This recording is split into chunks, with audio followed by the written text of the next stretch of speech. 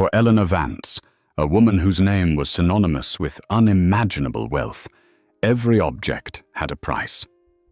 From skyscrapers in Manhattan to private jets, her world was a catalogue of acquisitions. But in the hushed elegance of a Michelin-starred restaurant, her eyes fell upon a simple silver locket worn by a waitress struggling to make ends meet.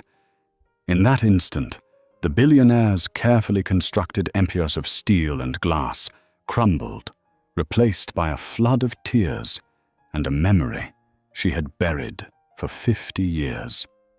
What was it about this cheap piece of jewelry that could shatter the composure of one of the world's most powerful women?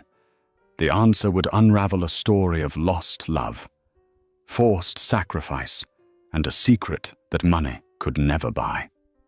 Eleanor Vance moved through the world with a quiet, practiced authority. At 82, her posture was impeccable, her silver hair styled in a flawless chignon, and her eyes, the color of a stormy sea, missed nothing. Tonight she was dining at Aria, San Francisco's most exclusive restaurant, a place where the tasting menu cost more than the monthly rent for most of the city's inhabitants. It was a Tuesday, a day of no particular significance, which was precisely why she was there. Anniversaries and birthdays were too painful, filled with the ghosts of a life once lived. Tuesdays were blessedly empty. Her companion was her son, Julian Vance, the CEO of Vance Industries, the global tech empire her late husband Richard had built. Julian was sharp, ambitious, and wore a suit tailored with surgical precision. He spoke of quarterly earnings and market acquisitions, his words forming a familiar, monotonous drone that Eleanor had long ago learned to tune out. "Mother, are you listening?" Julian asked, a hint of impatience in his voice. "The board is pushing for the acquisition of Aerosphere. It's a $1 trillion play." Eleanor offered a faint smile, her gaze drifting around the opulent room. Crystal chandeliers dripped light onto tables draped in heavy linen. The clinking of cutlery was a delicate symphony. It was all so perfect, so controlled, so suffocatingly lonely. Richard had been gone for a decade, and with him all the color had drained from her world. Now her life was a gilded cage, beautiful from the outside but cold and empty within. A young waitress approached their table to refill their water glasses. She moved with a quiet efficiency that spoke of exhaustion. Her uniform was pristine, but showed the faintest signs of wear at the cuffs. Her hair, a simple brown ponytail, was slightly askew as if she'd been rushing. She was unremarkable in every way, just another face in the endless parade of service staff that populated Eleanor's life. "Will there be anything else, Mr. Vance?" "Mrs. Vance?" the waitress asked, her voice soft but clear. Julian dismissed her with a wave of his hand, already engrossed in his phone. But Eleanor's eyes were not on the waitress's face. They were fixed on her neck. Peeking from the collar of her uniform was a silver chain. It was thin and delicate, the kind of thing a young girl might wear. But it was the pendant that made Eleanor's breath catch in her throat. It was a starburst locket, its silver slightly tarnished with age. At its very center, where the rays of the star converged, was a tiny, deep blue sapphire, no bigger than a pinhead. Time stopped. The murmur of the restaurant faded into a dull roar in Eleanor's ears. Her heart began to pound against her ribs, a frantic, painful rhythm. It couldn't be. After all these years, it simply couldn't be. There were millions of lockets in the world, but not like this one. This one was unique. She knew every groove, every imperfection in the hand-engraved rays. She knew the feel of its cool metal against her skin. She had designed it herself. "Mother, what is it? You look pale," Julian said, finally looking up from his screen. Eleanor didn't hear him. Her vision tunneled, focusing solely on the locket. A torrent of memories locked away for half a century broke free. A summer of stolen glances, the scent of oil paints and turpentine, the weight of a forbidden love, and the gut-wrenching pain of a choice she was forced to make. The waitress, sensing the older woman's intense stare, shifted uncomfortably. She tucked the locket further into her collar, a subconscious protective gesture. But it was too late. Eleanor had seen it. A sound escaped her lips, a choked, agonizing sob that was utterly alien in the refined atmosphere of Aria. Her manicured hand flew to her mouth, her eyes wide with a mixture of disbelief and profound, soul-deep grief. Tears, hot and unstoppable, streamed down her perfectly powdered cheeks, carving paths through the mask of composure she had worn for decades. "That locket," she whispered, her voice trembling, her finger pointing with a shaky hand. Where did you get that locket?" The entire restaurant seemed to fall silent. Julian stared, dumbfounded, at his mother's unprecedented emotional breakdown. The young waitress, whose name tag read Mia, looked from the weeping billionaire to the locket at her neck, her face a canvas of confusion and alarm. Eleanor Vance, the matriarch of a financial dynasty, a woman who had faced down hostile takeovers and buried a husband without shedding a public tear, was crying. Not with quiet dignity, but with the raw, heart-shattering anguish of a long-lost hope that had just impossibly reappeared. The scene at table 7 sent a ripple of consternation through Aria. The maitre d', a man named Jean-Pierre, who prided himself on orchestrating flawless evenings, hurried over his face a mask of professional concern. "Is everything all right, Mrs. Vance?" he inquired, his voice a low, soothing murmur. Julian, recovering from his shock, quickly took control. "My mother is just feeling a bit unwell. A momentary episode. We'll be fine." He shot a sharp, dismissive glare at the waitress Mia. "You can go." But Eleanor's hand shot out her grip, surprisingly strong as she latched onto Mia's arm. "No, don't go. Please," she pleaded, her voice thick with tears. "That locket! I must know about it." Mia stood frozen, a deer in the headlights. The attention of the entire room was on her. She was acutely aware of her worn shoes, the pen stain on her apron, and the immense, unbridgeable gulf between her world and that of the woman holding her arm. It was my mother's," Mia stammered, her voice barely a whisper. "She gave it to me." "Your mother?"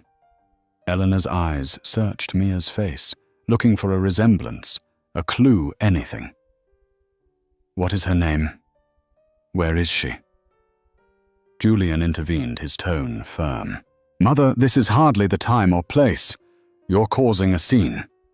He pried his mother's fingers from Mia's arm and turned to the young woman. "My apologies. My mother is tired. She mistook your necklace for something else." He pulled out a thick black card holder. "For your trouble." He tried to press several $100 bills into her hand. Mia flinched back as if the money were hot. "No, thank you, sir. It's all right." Her eyes darted back to Eleanor, who was now weeping silently, her shoulders shaking.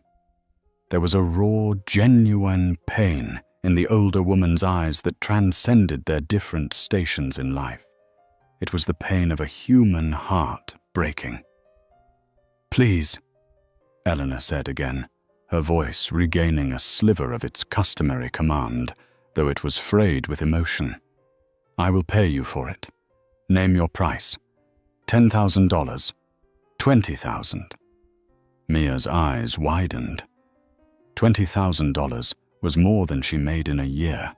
It was enough to cover her own mother's mounting medical bills, to fix the leaky roof in their tiny apartment, to breathe for the first time in years.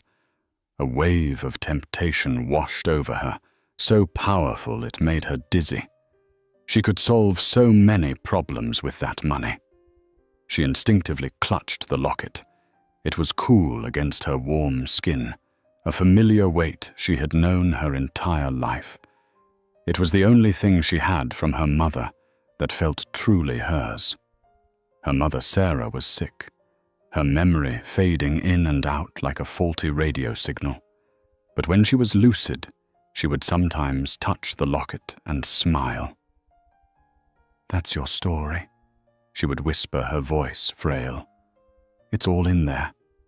It'll keep you safe." Mia didn't know what story it held. Her mother's past was a collection of fragmented, half-remembered tales. She didn't know who her father was, or where her mother had come from before arriving in San Francisco with a baby and a single suitcase. The locket was her only tangible link to that mystery, to her own identity. To sell it would be like selling a piece of her soul. "I'm sorry, Mrs. Vance," Mia said, her voice finding a surprising strength. "I can't sell it. It's not for sale." Julian scoffed in disbelief. "Don't be ridiculous. It's a piece of silver. I'll write you a check for $50,000, right now. You can quit this job tonight." The offer hung in the air, glittering and seductive. $50,000.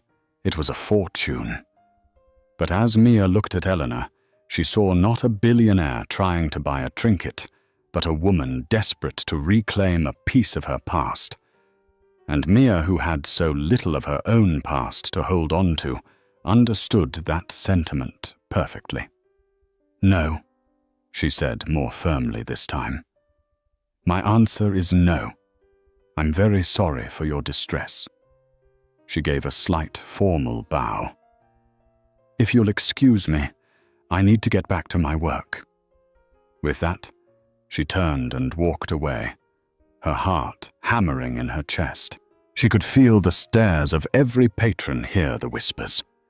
She fled to the relative safety of the kitchen, her hands shaking so badly she had to grip the edge of a stainless steel counter to steady herself. Back at the table, Julian was furious. The audacity! A $50,000 offer for some cheap bauble, and she refuses. "She's playing you, Mother. She'll come back tomorrow with a lawyer demanding $1 million. But Eleanor wasn't listening. Her gaze was fixed on the kitchen door, through which Mia had disappeared. The girl's refusal hadn't angered her. It had intrigued her. It confirmed the locket's value was not monetary. The girl cherished it, just as she was supposed to. "Get me her name, Julian," Eleanor said, her voice low and resolute. The tears had stopped, replaced by a steely determination. Her full name, her address, everything you can find out about her. "What are you going to do?" Julian asked, bewildered. Eleanor dabbed her eyes with a linen napkin, her composure slowly returning like armor being reassembled piece by piece. "If she won't sell a memory," she said, her voice dangerously quiet, "then I shall have to buy her story." The next morning, the sterile quiet of Eleanor Vance's penthouse apartment was disrupted by the arrival of a man named David Harrison. Harrison was a private investigator, a man whose nondescript appearance belied a formidable talent for unearthing secrets. He was discreet, efficient, and expensive, the best in the business. Eleanor, dressed in a silk morning robe, sat opposite him in her vast, sun-drenched living room, which offered a panoramic view of the Golden Gate Bridge. The emotional storm of the previous night had passed, leaving behind an unsettling calm and a singular, obsessive focus. "I want to know everything about her," Eleanor stated, her voice devoid of its earlier fragility. "Amelia Russo. She works at Aria. Find out where she lives, who her family is, what her circumstances are. Be thorough, but be invisible. I don't want her to know she's being watched." "Understood, Mrs. Vance," Harrison said, making a few notes in a small leather-bound book. Julian, who had been listening from the doorway, stepped into the room. "This is absurd, Mother. You're paying a man thousands of dollars to investigate a waitress. If you want the necklace, our legal team can draft an offer she can't refuse, or we can find its provenance, claim it as a stolen family artifact." "It wasn't stolen." Eleanor snapped her gaze sharp. "And this is not about the locket anymore. It is about the girl. There was something in her eyes, Julian, a resilience, and she refused your money. That is not the behavior of a common opportunist." "It's the behavior of a clever opportunist," Julian countered. "She knows she has you on the hook. She's waiting for a bigger offer." Eleanor fell silent, her gaze drifting towards a small, dust-free bookshelf in the corner of the room. It was out of place amongst the modern art and designer furniture. It held old leather-bound volumes of poetry and several worn books on art history. Julian never paid them any mind, but for Eleanor, that corner was a shrine. While Harrison gathered his instructions and departed, Eleanor walked over to the bookshelf. Her fingers traced the spine of a book titled The Renaissance of Light. She pulled it from the shelf. Tucked inside was a faded black-and-white photograph, its edges soft with time. It showed a much younger Eleanor, her hair long and unbound, her smile radiant and unburdened. Her arm was linked with that of a young man with intense dark eyes and a paint-smudged shirt. He was handsome, with a wild energy that seemed to leap from the photograph. His name was Thomas Reed. The locket hadn't been a gift from her late husband, Richard. Richard had given her diamonds, emeralds, entire real estate portfolios. He had given her a life of unimaginable luxury and security. But he had never given her the locket. The locket was from Thomas. He had been a painter, a brilliant, penniless artist, living in a tiny studio in North Beach. Eleanor, then a young heiress, from a suffocatingly strict and old money family, had met him during a rebellious visit to a local art gallery. Their love affair was a whirlwind, secret, passionate, and doomed from the start. Her parents would never have approved of a match so far beneath her station. Thomas had crafted the locket himself, melting down his grandfather's silver cufflinks. He had hammered and shaped the metal engraving, the starburst pattern, with his own tools. The tiny sapphire he'd told her he'd traded a painting for. "It's the color of your eyes when you look at my art," he'd said, his voice full of a sincerity that Richard, for all his power, could never muster. Their love had a consequence. A baby. A daughter. The memory still had the power to steal her breath. Her parents had been furious, their disappointment a cold, crushing weight. They had orchestrated everything. She was sent away to a private clinic in a remote part of the state. Thomas was threatened, paid off, and told to disappear from her life forever. He had tried to fight it, but he was no match for the power and influence of her family. Eleanor was allowed to hold her baby only once, a beautiful, perfect little girl. Before the agency took her, Eleanor had pressed the starburst locket into the infant's swaddling clothes, a desperate, silent promise that she would one day find her. She named her Lily, but her parents had covered their tracks too well. The adoption was sealed anonymous. By the time Eleanor was free from her family's control, married to the kind and powerful Richard Vance, who offered her a respectable escape, all trails to her daughter had gone cold. She had hired investigators over the years, but they had found nothing.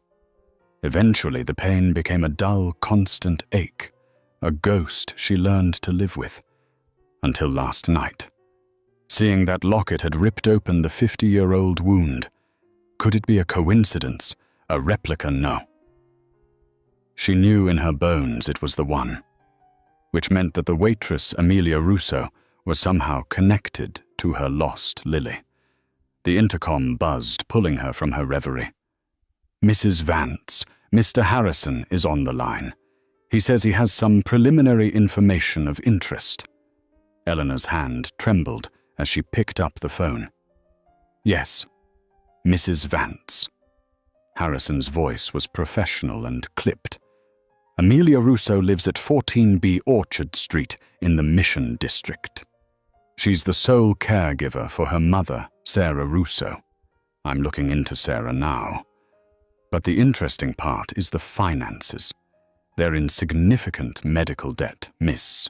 Russo works 2 jobs, the dinner shift at Aria and a morning shift at a diner called The Daily Grind. Her mother's condition, it appears to be degenerative, neurological. The bills are overwhelming." Eleanor sank into a chair. The girl wasn't a clever opportunist holding out for more money. She was desperate. She had refused $50,000, a sum that could have eased her burden immensely out of pure sentiment. "Thank you, Mr. Harrison," Eleanor said, her voice strained. "Keep digging. I want to know everything about Sarah Russo." She hung up the phone, her mind racing. Sarah. The name meant nothing to her. But the girl's poverty, her quiet dignity, her fierce protection of the one link to her past. It was all starting to form a picture, one that was both terrifying and filled with an impossible flickering hope. Julian Vance did not share his mother's sentimental intrigue. He saw the situation in stark binary terms, a problem and a solution. The problem was a waitress who had stumbled upon a piece of leverage and was causing his mother emotional distress. The solution was to apply overwhelming force. Bypassing his mother, who he felt was becoming irrationally obsessed, Julian had his own team run a background check on Amelia Russo. The results were the same as Harrison's, but Julian interpreted them differently. He saw not a struggling daughter, but a collection of vulnerabilities. Debt, a sick parent, a precarious financial existence. These were levers to be pulled. 2 days after the incident at Aria Mia was finishing her shift at the Daily Grind, her second job. It was a greasy spoon diner, a world away from the refined elegance of Aria. Her feet ached, and the smell of bacon grease clung to her clothes. All she wanted was to go home, check on her mother, and fall into bed. As she stepped out into the drizzly afternoon, a sleek black car pulled up to the curb, its tinted windows humming down.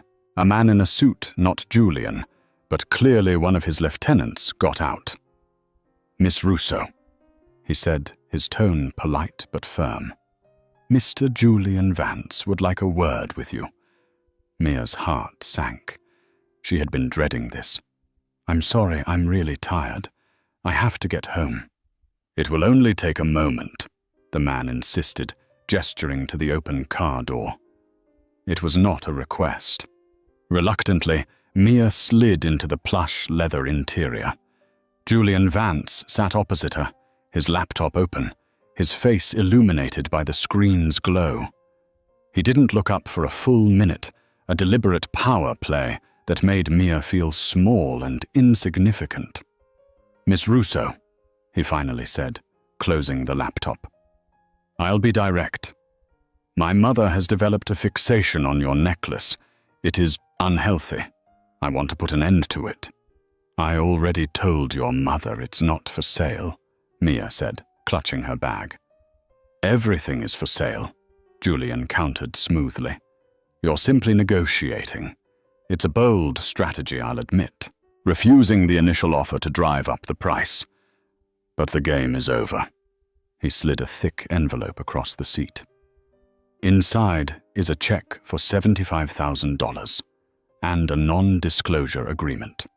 You sign the paper, you give us the locket, and you never contact my mother or any member of my family again. You also, of course, resign from your position at Aria." Mia stared at the envelope.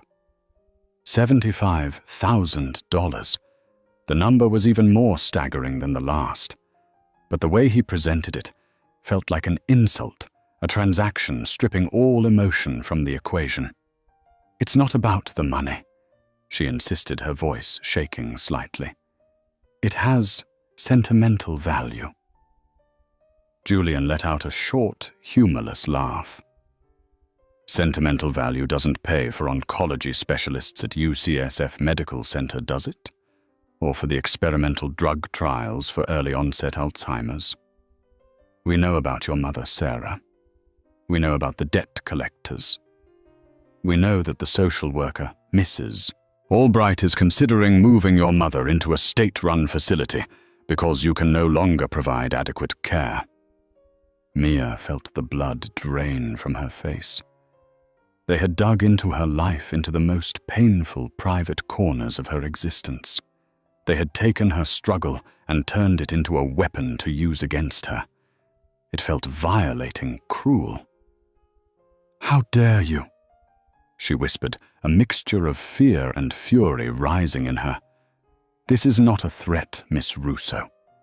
It's an observation of fact." Julian said, his voice cold as ice. "I am offering you a lifeline. That money can secure the best care for your mother. It can give you a life free from the constant anxiety of debt. All for a piece of metal. It's a logical, practical choice." He was twisting the knife, framing her love for her mother against her attachment to the locket. He was making her feel selfish for holding on to the one thing that gave her a sense of history. Tears welled in her eyes, but she fought them back. She would not cry in front of this man. She thought of her mother, of the fear in her eyes during her bad days, and the brief, beautiful moments of clarity.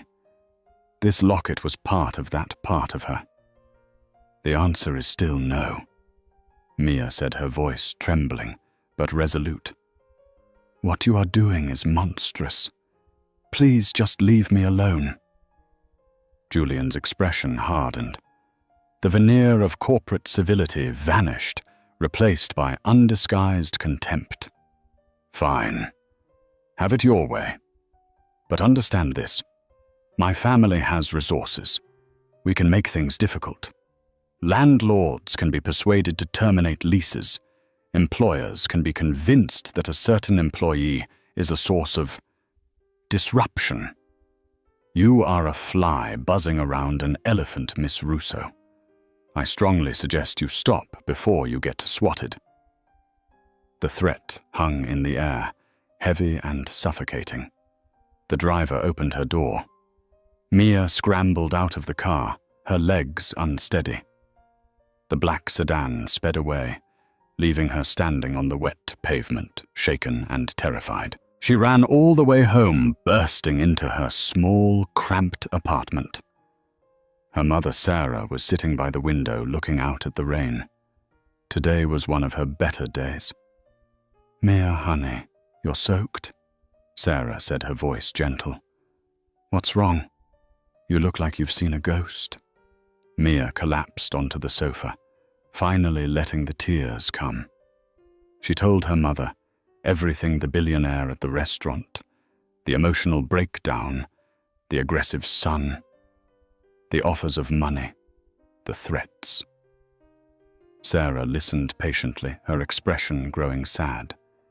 She reached out and took Mia's hand, her fingers frail and cool. Her eyes went to the locket around Mia's tall, mane neck. "They want it that badly," Sarah murmured, more to herself than to Mia. "I don't understand why," Mia sobbed. "Why is it so important to them?" Sarah's gaze became distant, her mind drifting through the fog of her illness. "He made it for the girl with eyes like the sea," she whispered. The words disconnected a fragment of a memory, a star to guide her home, before they sent her away. Mia frowned, confused. What Mum? Who sent who away? But the moment of clarity was gone. Sarah's eyes glazed over. She smiled vaguely and began to hum a tune that had no melody. Mia's heart ached. The cryptic words were just another piece of the puzzle of her mother's past, a puzzle that was becoming more complex and dangerous by the day. She held the locket tightly. It was no longer just a keepsake. It was the center of a storm, and she was trapped within it. Julian's aggressive tactics had the opposite of their intended effect.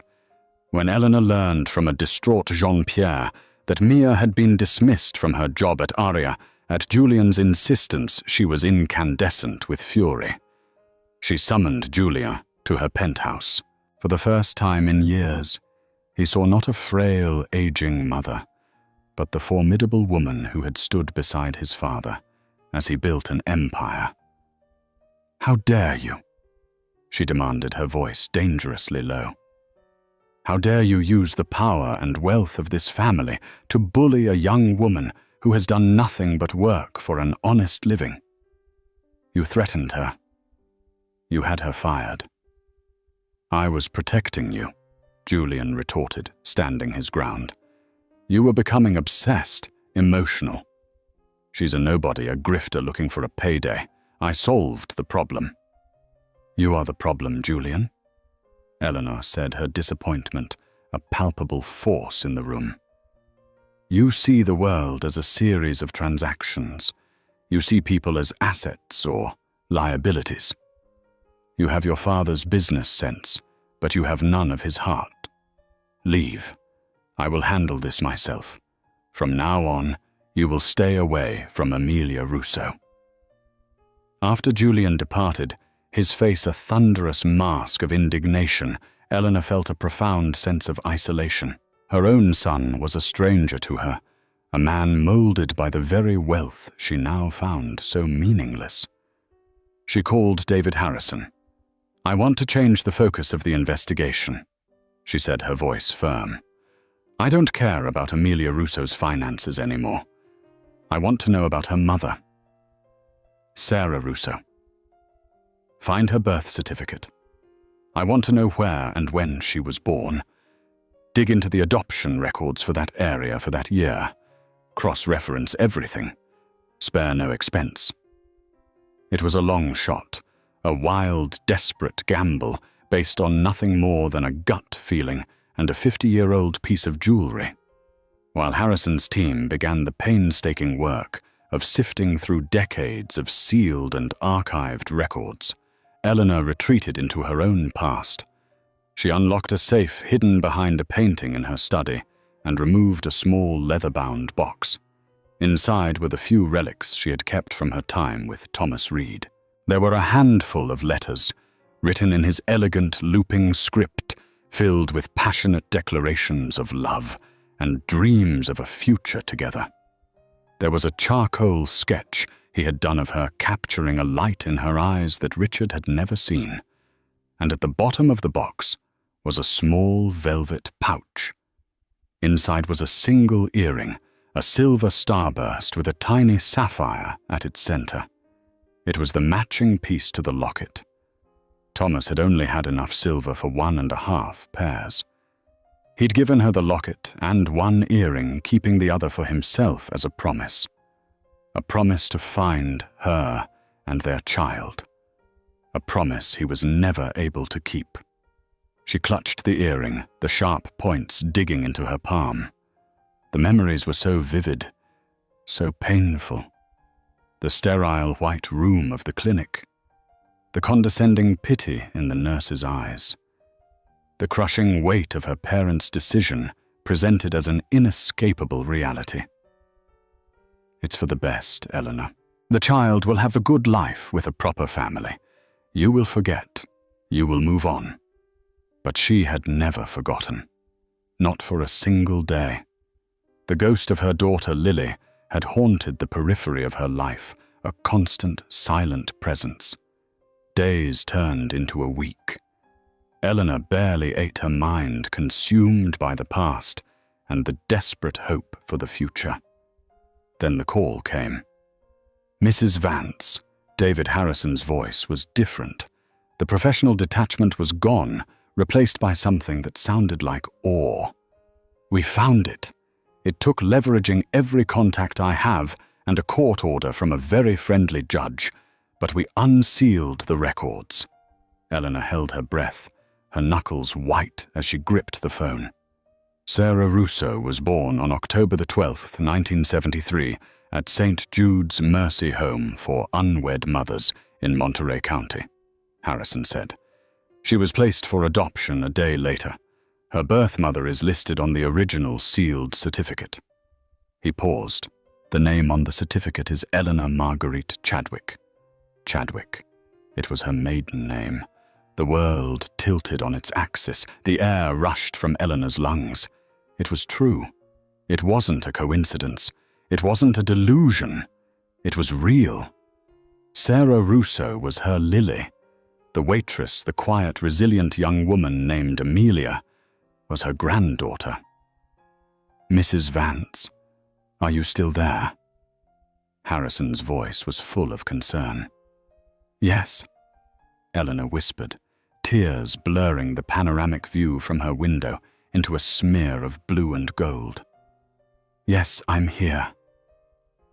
A lifetime of grief and longing crested within her, not as a wave of sorrow, but as a tidal wave of impossible earth-shattering joy. She had found her. After 50 years of searching, a waitress in a restaurant had unknowingly brought her daughter back to her. There's more, Harrison said gently.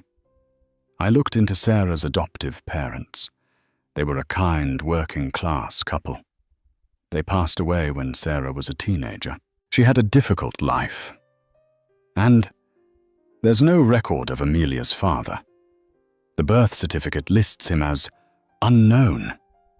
It explained so much. Why Sarah was alone, why they were struggling. Her daughter had lived a life of hardship, a world away from the gilded cage Eleanor inhabited. And now she was sick, her memory fading. A fierce protective instinct, the maternal love she had been forced to suppress for 50 years, roared to life. She would not lose her daughter again. Not when she had just found her. Book the best neurological specialist in the country, Mr. Harrison, Eleanor commanded, her voice ringing with an authority she hadn't felt in years. Dr. Alistair Finch at Johns Hopkins. Fly him to San Francisco on my private jet. Rent out an entire wing of the best hospital if you have to. And get me an address. I am going to see my granddaughter. For Mia, the world had become a landscape of fear. Julian Vance's threats echoed in her mind. Her manager at the Daily Grind had started treating her coldly, cutting her hours. She knew it was only a matter of time before she lost that job too. The letter from the landlord about a building-wide rent increase that seemed to apply only to her felt like another turn of the screw.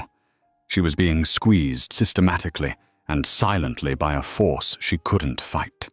Her mother's condition was worsening. The moments of lucidity were fewer and farther between. Mia spent her days terrified, feeling the walls closing in. The $75,000 she had refused now seemed like a foolish, prideful mistake. What was a piece of jewelry compared to her mother's well-being? One afternoon, as she was helping her mother with her lunch, Sarah's eyes suddenly cleared. She looked at Mia with a focus that had become heartbreakingly rare. "Mia," she said, her voice weak but clear. "The locket. Let me see it." Surprised, Mia took it off and placed it in her mother's palm. Sarah's frail fingers traced the starburst pattern, just as Eleanor's had in her memories. "My mother gave this to me," Sarah whispered. "Not the woman who raised me, my real mother. I never met her.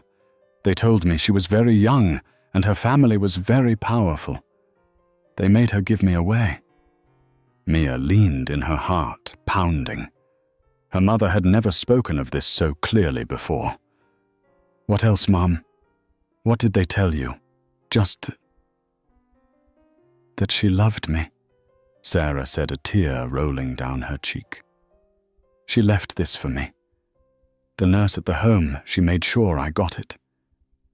She said my mother called me Lily. She said the locket was a star to guide me." Her voice trailed off, the effort of remembering, exhausting her. "There's something inside. Did you ever look?" Mia's breath hitched. She had tried to open the locket 1,000 times as a child, but it was stuck, the clasp fused shut by age. She had always assumed it was empty. "It's jammed, Mom. It never opens." "There's a trick," Sarah murmured, her eyelids fluttering. "A little notch on the third ray. From the top." Mia's hands trembled as she took the locket. She examined it closely, her fingers searching. And there it was, a tiny, almost invisible indentation on one of the engraved rays. Using her fingernail, she pressed down hard on the spot. There was a faint click. The locket sprang open. Mia gasped. Tucked inside the two halves were two tiny, perfectly preserved secrets. On one side, protected by a sliver of glass, was a minuscule, faded photograph. It was a picture of a young woman with a radiant smile and eyes the color of the sea. The same woman from the restaurant, but decades younger. Eleanora Vance. On the other side, engraved in a delicate, swirling script, were 4 words. For Lily. Find me.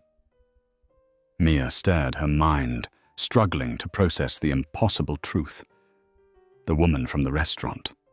Her name was Eleanor. The name on her mother's original birth certificate was Eleanor. The nurse had said her mother called her Lily. For Lily. Find me. Her mother Sarah was Lily, and the billionaire Eleanora Vance was her grandmother. The realization crashed over her with the force of a physical blow.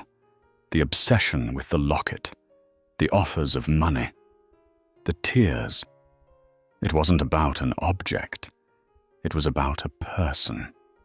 It was about her mother. Just as this earth-shattering truth was settling in, there was a soft knock on the apartment door. Mia's first instinct was fear. Was it Julian Vance's men coming to evict them? She opened the door cautiously. Standing in the drab hallway of her apartment building was Eleanora Vance. She was not the imperious matriarch from the restaurant. She was dressed simply in a cashmere sweater and slacks. Her face was pale, her eyes filled with a nervous, hopeful vulnerability. She was alone. "Amelia," Eleanor said, her voice soft. "May I please come in? I need to talk to you. And to your mother." Mia was speechless. She could only nod, stepping back to let the woman into her small, cluttered home. Eleanor's eyes scanned the room, taking in the worn furniture, the stack of medical bills on the counter, the sheer grinding reality of their poverty. Her gaze was filled with a profound, soul-crushing regret. Her eyes finally landed on Sarah, who was sitting in her chair by the window, now lost in her own world again. Eleanor took a hesitant step forward, then another. "Lily." She whispered the name, a breath of air, a prayer she hadn't dared to speak aloud for 50 years. Mia held up the open locket. "She told me," Mia said, her voice choked with emotion. "She just told me everything." Eleanor looked from the locket in Mia's hand to the face of her daughter, then back to the face of her granddaughter. The resemblance was undeniable, the same determined set of the jaw, the same strength in the eyes. Tears streamed down Eleanor's face once more, but this time they were not tears of grief. They were tears of homecoming. "I found you," Eleanor breathed, her voice breaking. "Oh, my darling girl, after all this time, I finally found you."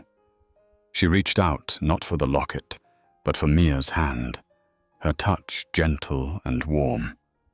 The gulf between the billionaire and the waitress vanished, erased by a truth that had been hidden in a silver starburst for half a century. The air in the small apartment was thick with the weight of 50 years. It was a sacred space, a bubble of time where past and present had finally converged. Eleanor knelt by Sarah's chair. Her manicured fingers, which had signed billion-dollar contracts, now trembled as they gently stroked the hair of the daughter she had only ever held in her memory. She whispered the name Lily, a soft rhythmic chant, as if the sound itself could bridge the chasm of their lost decades. For a fleeting moment, Sarah's clouded eyes seemed to focus on her, and she leaned into the touch, a deep instinctual comfort overriding the fog of her illness. Mia stood a few feet away, the open locket still warm in her hand. The world had tilted its colors, shifting into new, unrecognizable hues. She was no longer just Mia Russo, the perpetually exhausted waitress swimming against a tide of debt. She was Amelia, the granddaughter of Eleanora Vance, the living link between a painful secret past and a future she couldn't begin to comprehend. The revelation was a dizzying mix of shock relief and a profound, bone-deep sorrow for the life her mother could have had. She looked at the two women, a tableau of reunion so raw and powerful it felt like a dream, and her own tears began to fall silently. This fragile, holy moment was shattered by a sound from the hallway. Heavy, purposeful footsteps, followed by a sharp, authoritative rap on the door that was less a knock and more a demand. Mia flinched, her fear of Julian Vance and his shadowy influence rushing back. Before she could move, the door was pushed open with enough force to make it bang against the wall.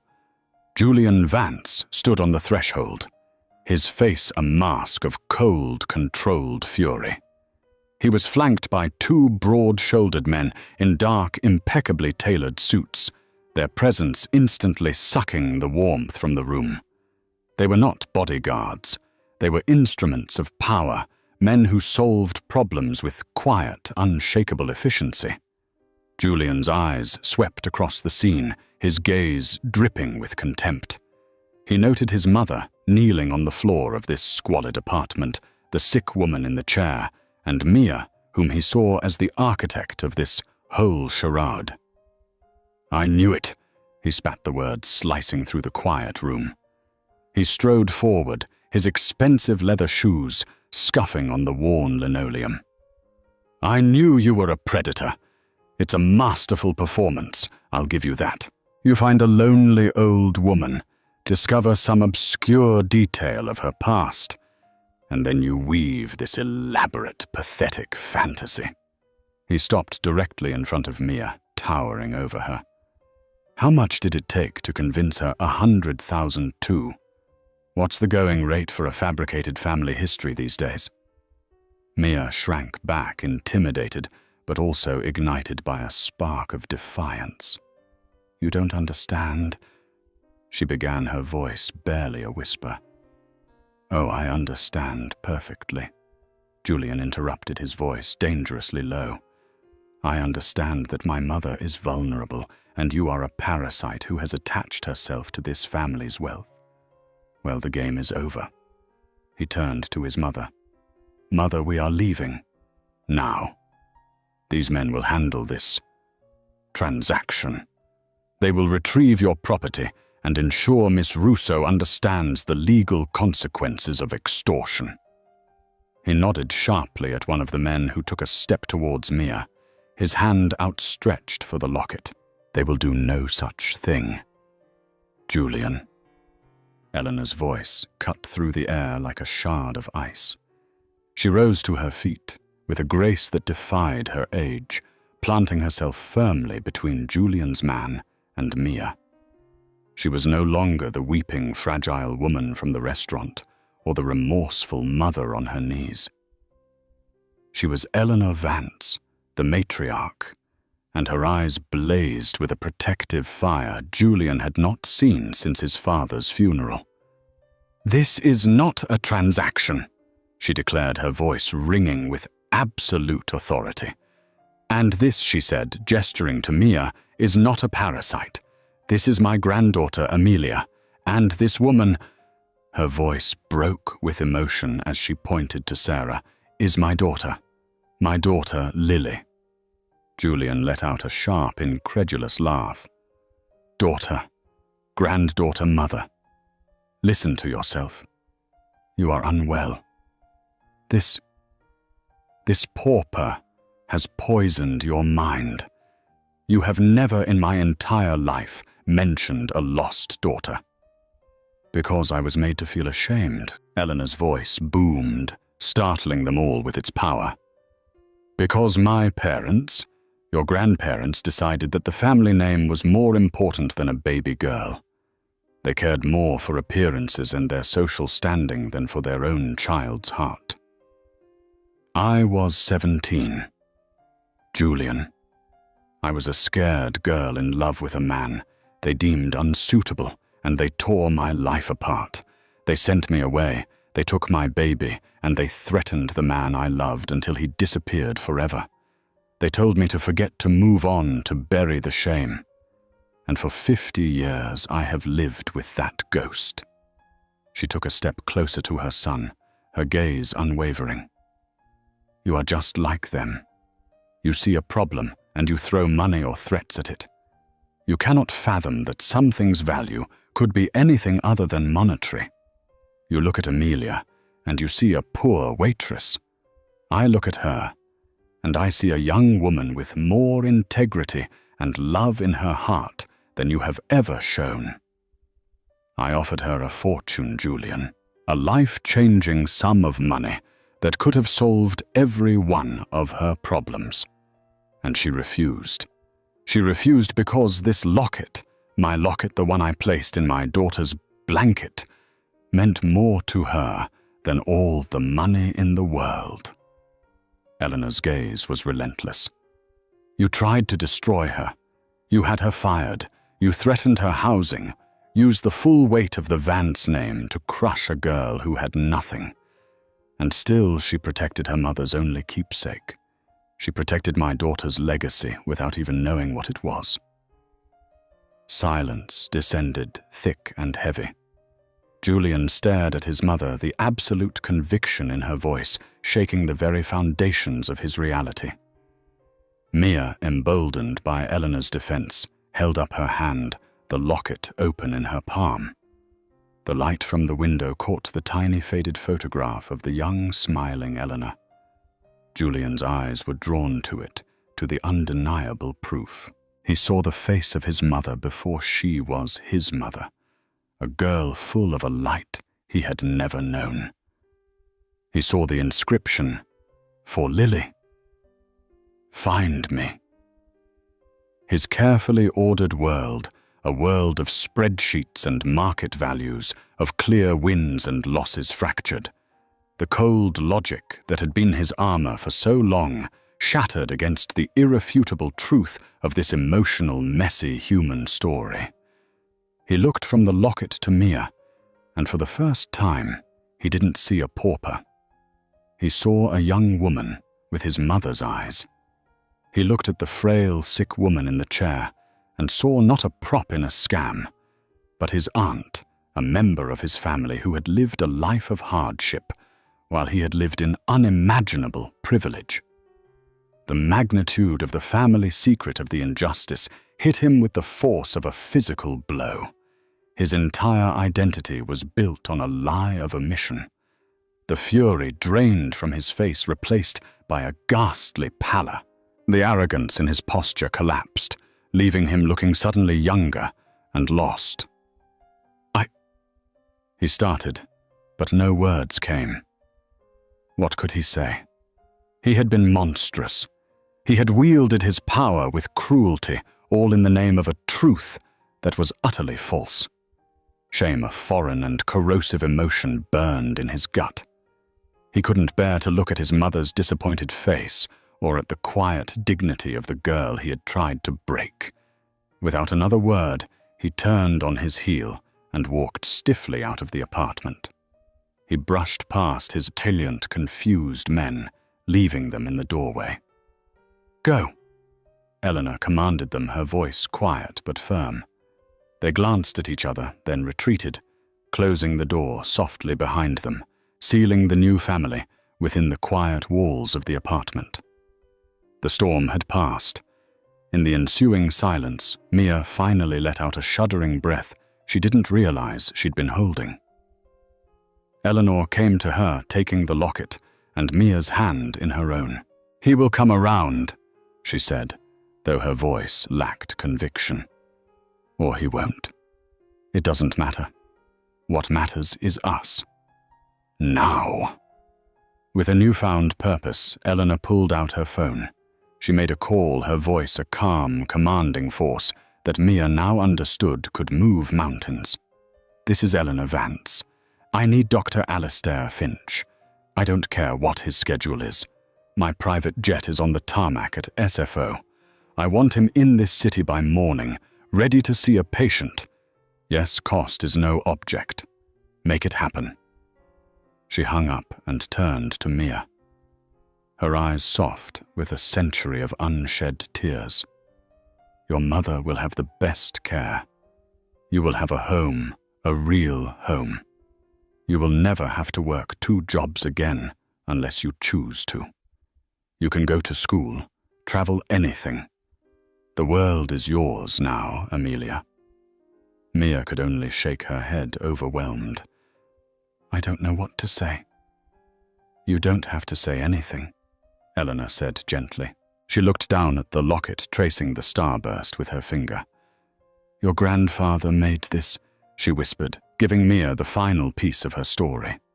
"His name was Thomas Reed. He was a brilliant painter, and he had the kindest soul I have ever known. He would have loved you so fiercely."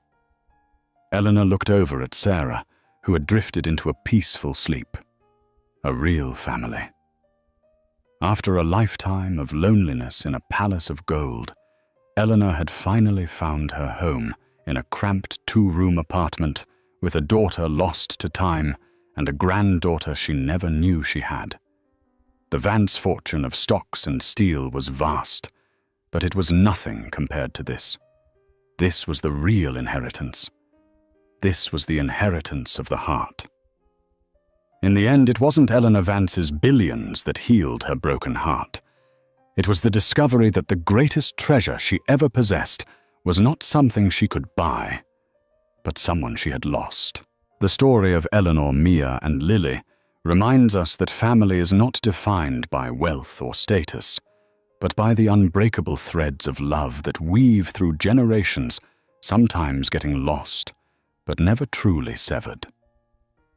Mia's simple locket, worthless in a pawn shop, turned out to be priceless, for it held the key to unlocking a 50-year-old secret and reuniting a family torn apart by circumstance. It's a powerful testament to the idea that our true legacy lies in the connections we forge and the love we refuse to forget. If this story of loss and reunion touched your heart, please let us know in the comments below. What would you have done in Mia's position? Don't forget to like this video and share it with someone who appreciates a story about the enduring power of family. And most importantly, subscribe to our channel for more real-life dramas that will move you, inspire you, and remind you of the extraordinary stories hidden within ordinary lives.